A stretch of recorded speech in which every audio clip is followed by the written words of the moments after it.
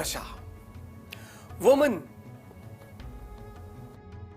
Representative of God on earth. Class में, programme में, seminar में जिसको स्त्री समझ में आ गई उसे भगवान मिल गया और भगवान समझ में आ गया। स्त्री जो है वो इस संसार में भगवान की प्रतिनिधि है। कैसे? भगवान का काम क्या है? उद्धार करना, वजूद देना, सुधार करना, सजा देना। यही तो काम है भगवान के। उद्धार करना, वजूद देना, सुधार करना,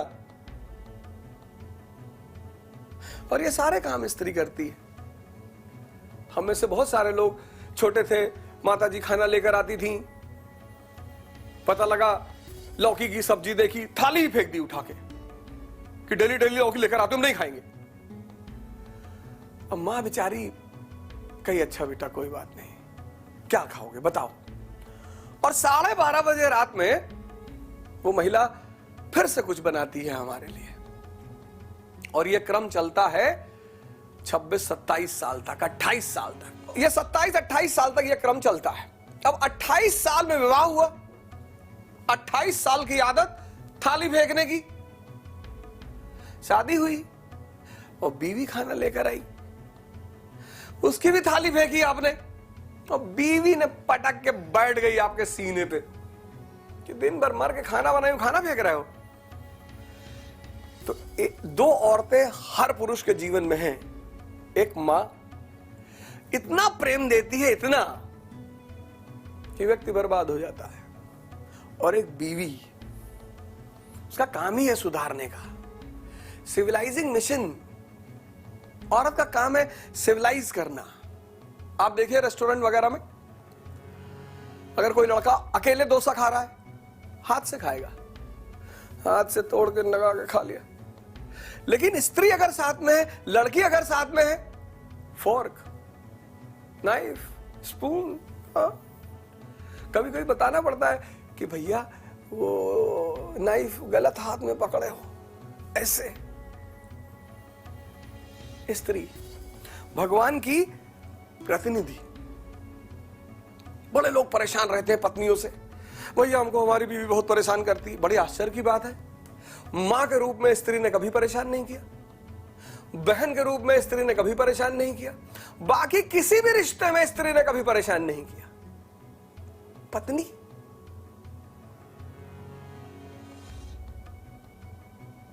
ये विचार का मुद्दा है, ये सोचने का मुद्दा है, ये ध्यान देने का मुद्दा है कि इतने सारे रिश्ते हैं स्त्री से। मां का रिश्ता, मौसी का रिश्ता, बुआ का रिश्ता, बहन का रिश्ता, कहीं किसी ने परेशान नहीं किया, पत्नी ने परेशान किया। वजूद देती है व्यक्ति को।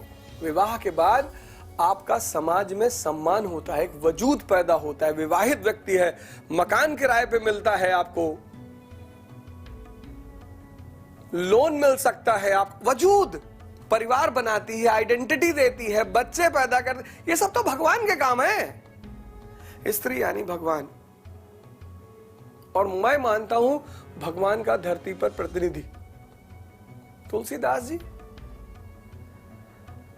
कहानियां हैं लेकिन अच्छी हैं, प्रेरित करती हैं, उत्साह देती हैं, स्त्री की महानता का प्रदर्शन करती हैं।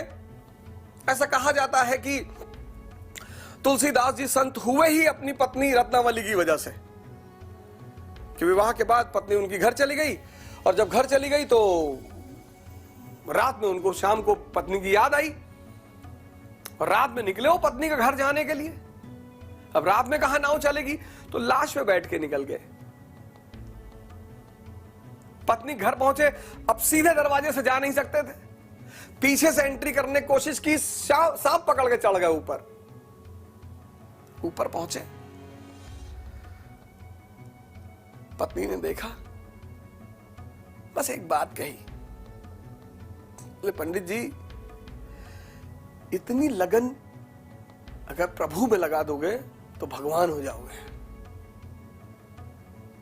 और उस त्वरा में, उस उत्तेजना में ये बात तुलसीदास को लग गई। चले आए, रामचरितमानस की रचना की। कहते हैं रत्नावली से बात नहीं की।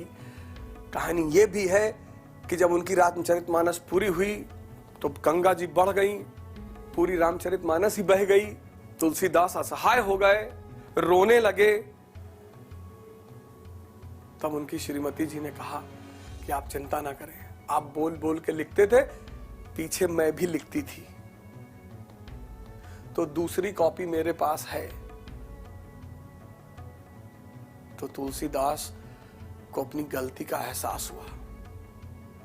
स्त्री तो निर्माण करती है, स्त्री तो उद्धार करती है, स्त्री तो वजूद देती है। तब उन्होंने स्त्री के सम्मान में एक दूसरी किताब लिखी, रत्नावली। स्त्री, इस काल में हम चर्चा करेंगे स्त्री की दशा की गुप्त काल में। अब गुप्त काल में जो स्त्री की कंडीशन है, ये कुछ कहने की जरूरत ही नहीं। ये देखिए, बाल विवाह, बाल विवाह, ये देखिए, विधवाओं की दयनीय दशा, सती प्रथा, सामंतवादी युग के 3 खतरनाक पहलू। बाल विवाह, विधवाओं की विकराल स्थिति, सती प्रथा। अब मैंने समाज में चर्चा की 6ठी शताब्दी बीसी, मौर्य काल, मौर्योत्तर काल की स्त्री की दशा बड़ी अच्छी रही। इस काल में आखिर ऐसा क्या हो गया? सामंतवादी काल में ऐसा क्या हुआ कि स्त्री को लेकर यह सारी विकृतियां पैदा होनी शुरू हुई? कुछ तो हुआ होगा, कोई घटना अनावश्यक नहीं घटती। स्त्री की दशा में भारी गिरावट, दयनीय। अगर मैं आपसे एक लाइन में कहूं तो आज का अफगानिस्तान जो आप देख रहे हैं, वहां जो स्त्री की दशा है उससे और विकराल। विकराल तो वहां भी है। आज आप देखो, ईरान में औरतें लड़ रही हैं। हामिदा अमीन को जान देना पड़ा सिर्फ इस बात के लिए कि हम हिजाब नहीं पहनेंगे। इस युग में जब इस धरती के लोग मंगल पर बसने की बात करते हैं, एलन मस्क कहते हैं कि हम मंगल पे बसेंगे।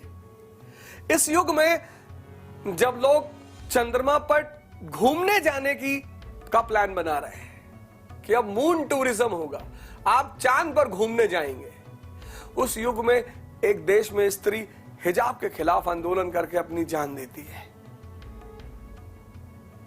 कुछ तो होगा, और इन सारी कहानियों का कहीं ना कहीं कोई ना कोई संबंध होगा। अब पुराने, अगर आप लेक्चरों पर आपने ध्यान दिया हो